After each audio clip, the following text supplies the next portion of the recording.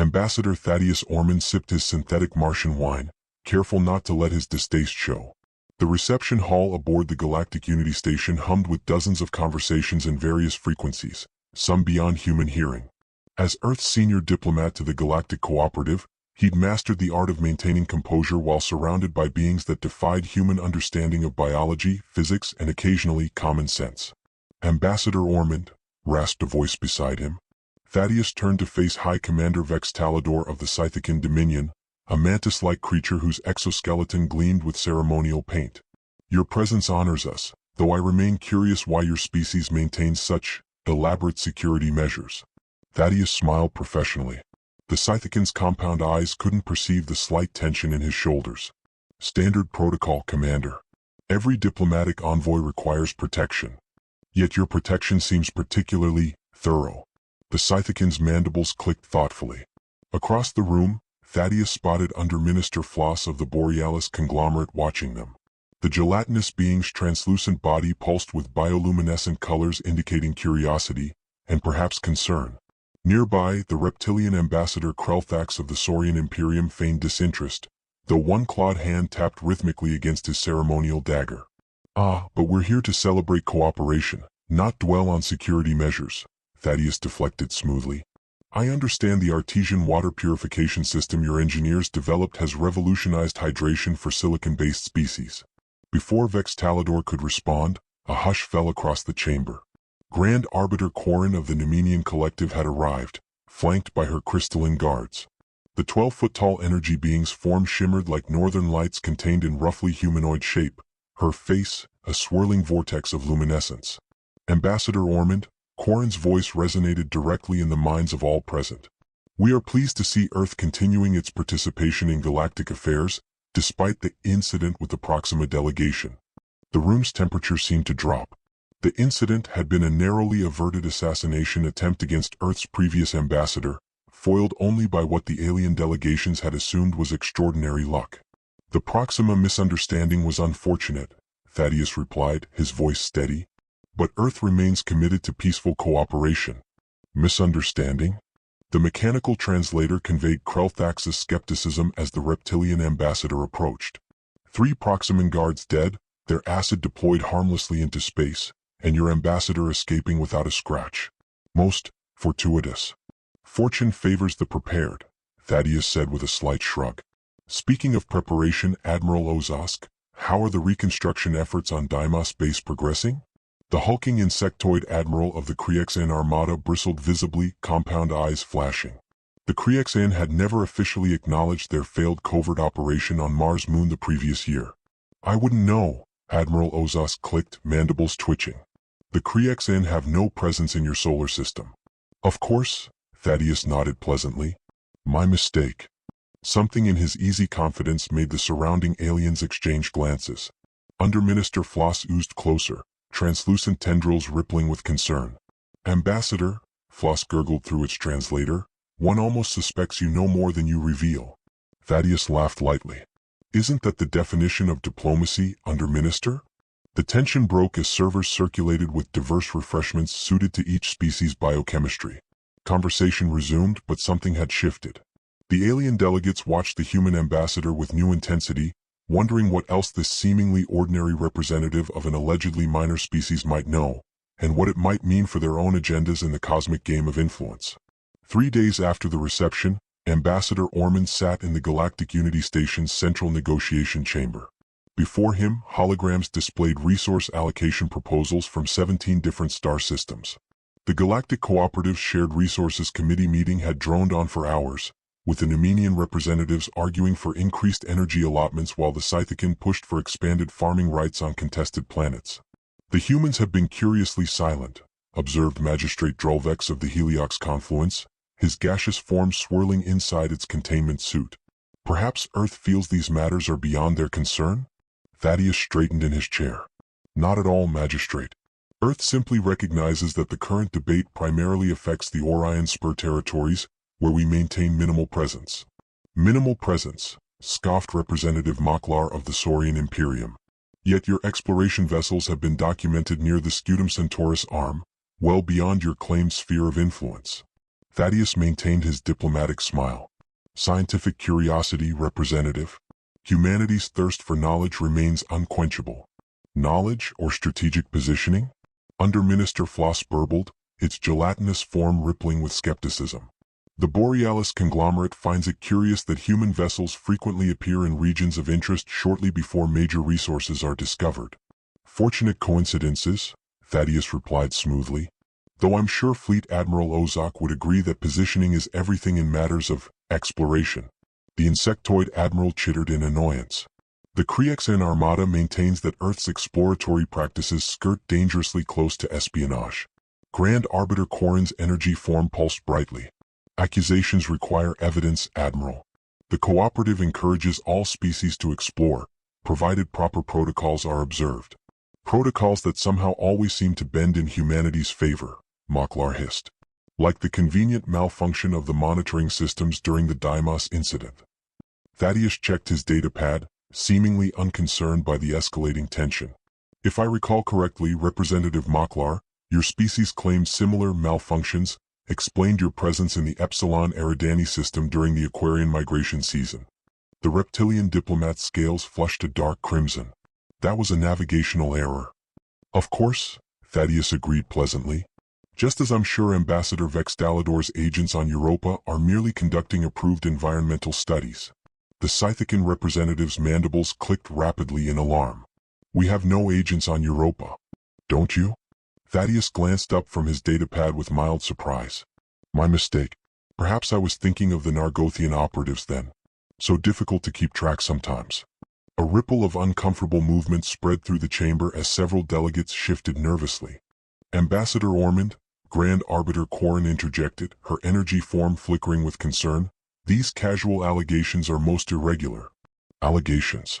Thaddeus looked genuinely surprised. I was simply attempting to relate to my colleagues' experiences. After all, every species maintains contingency protocols. The Kriexan have their infiltration units disguised as maintenance drones. The Borealis conglomerate has those fascinating bioweapons concealed within their diplomatic corps' environmental suits. Purely defensive, I'm sure. The room fell completely silent. And naturally, Thaddeus continued conversationally, we have detailed countermeasures prepared for each of your species' particular tactics. The acid neutralizers for the Proximan delegation were just one example.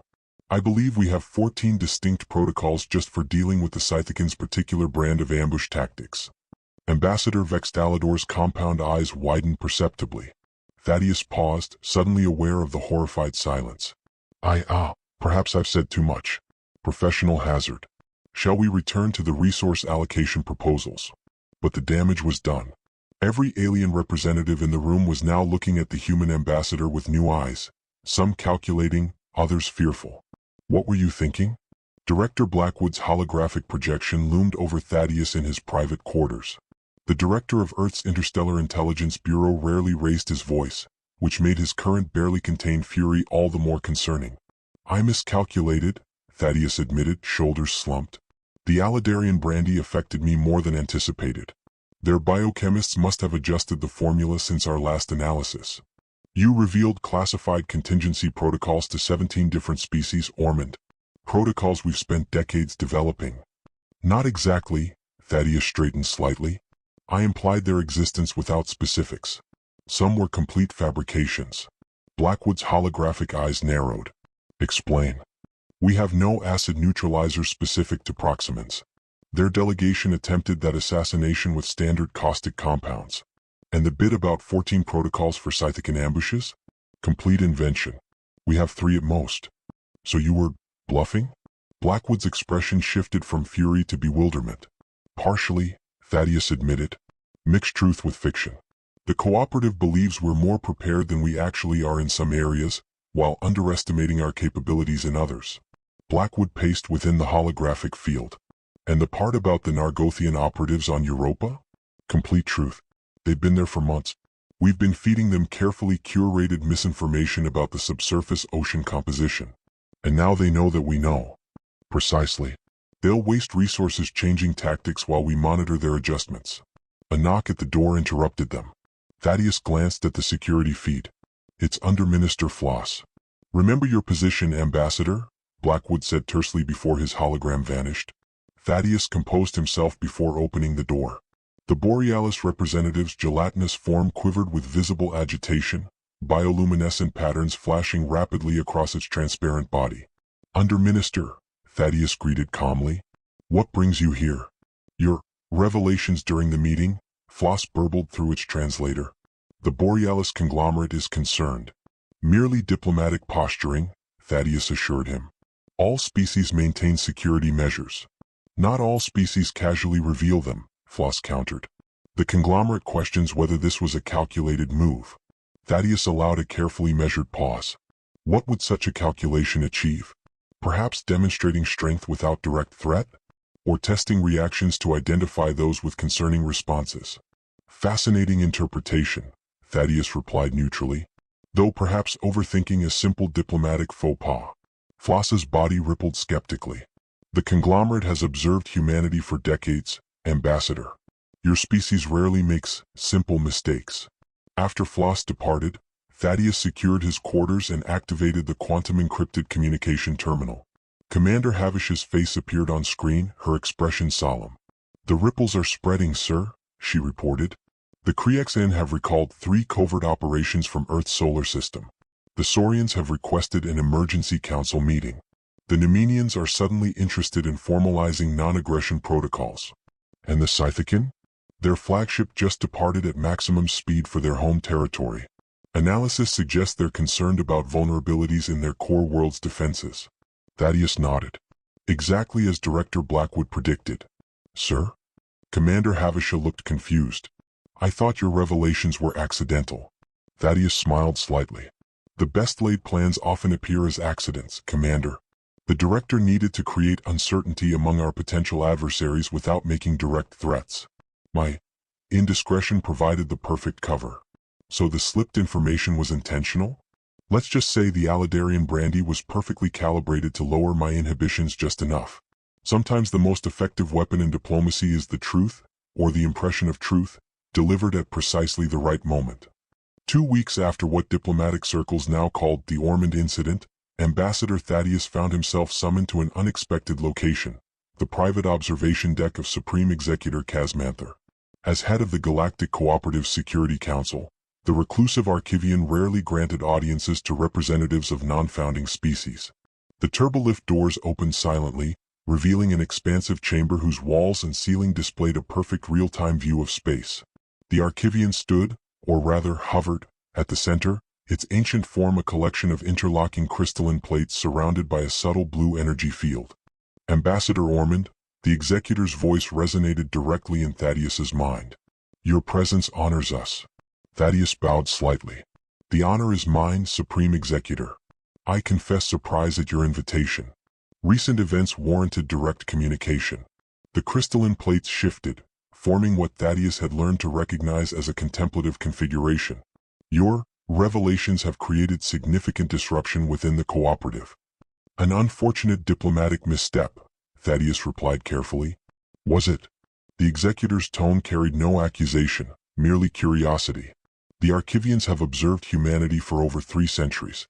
Your species displays fascinating adaptive strategies." Thaddeus remained silent, waiting. "Before your arrival, 6 species were maneuvering toward potential conflict over the Cygnus resource corridor. After your revelations, all 6 have withdrawn their covert assets and requested formal mediation." "A fortunate coincidence," Thaddeus offered. "The Archivians do not believe in coincidence, Ambassador." The executor's crystalline form rotated slowly. "You should know that before humanity's admission to the cooperative, the Council conducted a comprehensive threat assessment of your species. I would expect nothing less. Our conclusion was unique in our 12,000-year history," the executor continued. "Most species present clear threat vectors, the Kriexan with their biological adaptability, the Nemenians with their energy manipulation, the Scythican with their hive mind combat efficiency." "And humans?" Thaddeus asked. "Humans present no singular overwhelming advantage. No biological superiority. No technological supremacy. No psychic potential." The executor paused. "Yet our analysis identified humanity as potentially the most dangerous species in the cooperative." Thaddeus maintained his diplomatic composure despite his surprise. May I ask why? Pattern recognition. Where other species develop specialized approaches to threats, humans develop redundant systems, multiple contingencies, layered defenses, and most concerning, an ability to improvise effective countermeasures with minimal resources. The crystalline plates shifted again. The Cygnus situation provides a perfect example. 7 years of delicate council intervention failed to defuse tensions. One human diplomat's apparent indiscretion succeeded in hours. I'm not sure what you're suggesting, Thaddeus said carefully. The Archivians believe humanity's greatest strength is neither your technology nor your biology, but your strategic flexibility. You created peace through the impression of superior preparation. The executor's form glowed slightly brighter. Which leads to my proposal. The Security Council requires a new approach to galactic stability. We wish to establish a contingency planning directorate, with you as its first director. Thaddeus blinked in genuine surprise. Me? After my diplomatic blunder? Because of it. The cooperative needs precisely the approach you demonstrated. The ability to understand diverse species well enough to develop countermeasures, creating stability through mutual respect rather than force. Some might call it mutual fear, Thaddeus observed. An effective deterrent when properly calibrated, the executor agreed. Consider our proposal carefully, Ambassador. The galaxy stands at a crossroads. The Earth Embassy hummed with activity as Thaddeus paced in his private chambers. On his secure terminal, the faces of Earth's Interstellar Council watched him expectantly. The Archivians' offer is unprecedented, General Winters said, her silver hair pulled back in a severe bun. No non-founding species has ever been invited to establish a cooperative directorate. It's a trap, countered Admiral Nakamura. They want to study our contingency protocols up close. Or they genuinely recognize value in our approach, suggested Dr. Kaveri, Earth's leading xenopsychologist. The Archivians evolved beyond territorial competition millions of years ago.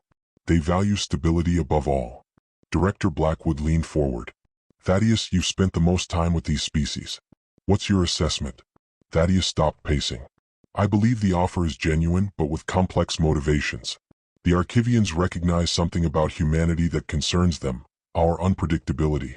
By creating this directorate, they channel that quality in a direction that benefits the cooperative. And benefits us, President Okonkwo observed. Such a position would give Earth unprecedented insight into galactic security operations. Or paint a target on our backs, General Winters warned. Every species with something to hide will see us as a threat. Thaddeus shook his head. They already do, General. My slip confirmed what many suspected, that humans have been quietly developing countermeasures against potential threats. The question, Dr. Kaveri interjected, is whether formalizing this role improves Earth's position or exposes our limitations. There's another angle, Thaddeus said. We've detected increased clandestine activities in the galactic rim. The Void Harbingers have been more active in the past 6 months than the previous decade. The council members exchanged concerned glances. The Void Harbingers, an ancient, mysterious force that periodically emerged from the galactic darkness to devastate civilizations, had been dormant for centuries.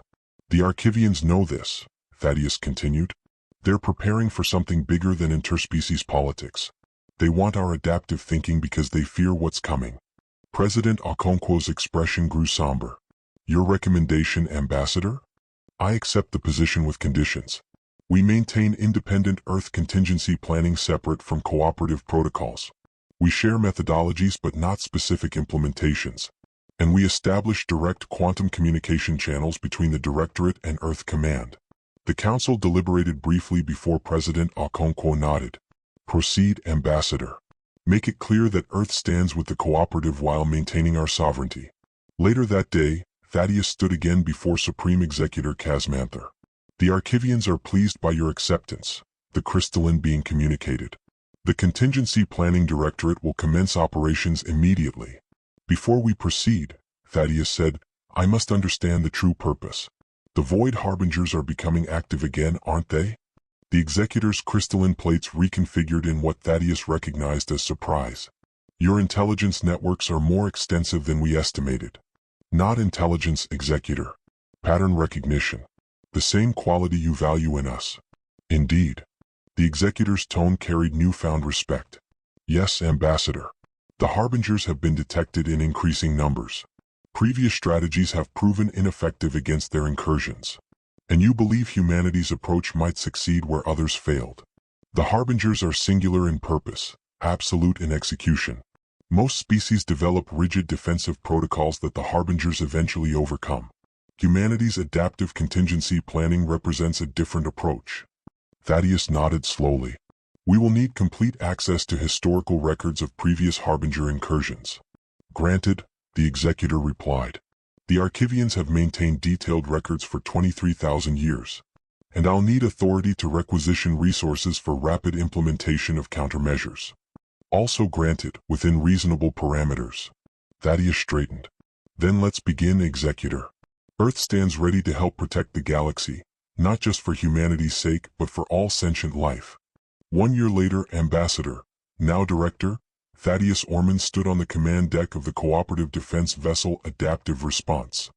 Around him, representatives from 27 species monitored various stations, each trained in humanity's contingency methodology. Harbinger vessels detected at coordinates 227 Mark 43, reported Commander Zandorix, the Scythican tactical officer. Deployment pattern consistent with previous incursions. Void energy signatures increasing, added Specialist Voller of the Nemenian Collective. They're preparing for dimensional breach. Thaddeus studied the tactical display. Over the past year, his contingency planning directorate had revolutionized the cooperative's approach to defense. Instead of rigid protocols, they had implemented adaptive response matrices, layered defenses that could reconfigure based on enemy tactics. All stations initiate contingency protocol Hydra, Thaddeus ordered. Decentralize defense grid and prepare randomized countermeasures. Throughout the system, defense platforms began shifting positions unpredictably while maintaining overlapping fields of fire. The tactic, inspired by Earth's ancient guerrilla warfare principles, had proven effective against the Harbinger's systematic approach. Director, the voice of Grand Arbiter Corrin came through the comm. The Council acknowledges the effectiveness of your strategies. The last 3 Harbinger probes were repelled with minimal casualties. This is more than a probe, Arbiter, Thaddeus replied grimly. Their numbers indicate a full incursion force. Supreme Executor Casmanther's crystalline form materialized via hologram beside him. The Archivians concur with Director Ormond's assessment. This represents the largest Harbinger force in 7,000 years. The tactical display flashed as dozens of obsidian, angular vessels emerged from dimensional rifts. Unlike conventional ships, Harbinger vessels seem to absorb light rather than reflect it, their surfaces constantly shifting like liquid darkness. They're targeting population centers, Specialist Voller reported, her energy form flickering with concern. As expected, Thaddeus nodded. Initiate contingency protocol Mirage. Throughout the system, holographic projections of cities and settlements activated, while the actual population centers went dark. The Harbingers, drawn to signs of civilization, adjusted course toward the decoys. Kriexian infiltration units in position, Admiral Ozosk reported, mandibles clicking with nervous energy. Awaiting your command. Deploy Phase 2, Thaddeus ordered. Across the battlefield, previously invisible stealth pods attached themselves to Harbinger vessels. Each contained specially engineered Kriexian infiltrators, insectoid specialists whose biology had been temporarily modified to withstand void energy. Borealis containment fields active, Underminister Floss reported, its gelatinous form pulsing with concentration as it interfaced with the ship's systems. The strategy unfolded like a complex dance. Each species contributed unique capabilities to a unified defense that constantly evolved in response to the Harbinger's tactics. When the void ships adapted to one approach, the defense seamlessly shifted to another, never presenting the same pattern twice. 6 hours later, the last Harbinger vessel retreated through a dimensional rift. The command deck erupted in celebration, a cacophony of diverse vocalizations, bioluminescent flashes, and telepathic jubilation. Supreme Executor Casmanther's crystalline form rotated in what Thaddeus had come to recognize as profound satisfaction. In 23,000 years of recorded history, this marks the first complete repulsion of a major Harbinger incursion.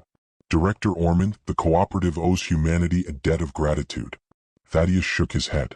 Not humanity alone, Executor. This victory belongs to all species who contributed. The Kriexian infiltrators, the Borealis containment fields, the Nemenian energy disruption, each played a crucial role. Yet it was human thinking that unified these disparate capabilities, the executor observed. Your contingency planning methodology created a defense greater than the sum of its parts. Throughout the command deck, former rivals, Scythican and Saurians, Nemenians and Kriexan, worked side by side, their ancient competitions temporarily forgotten in service to a greater purpose. Perhaps that's humanity's true contribution, Thaddeus said thoughtfully.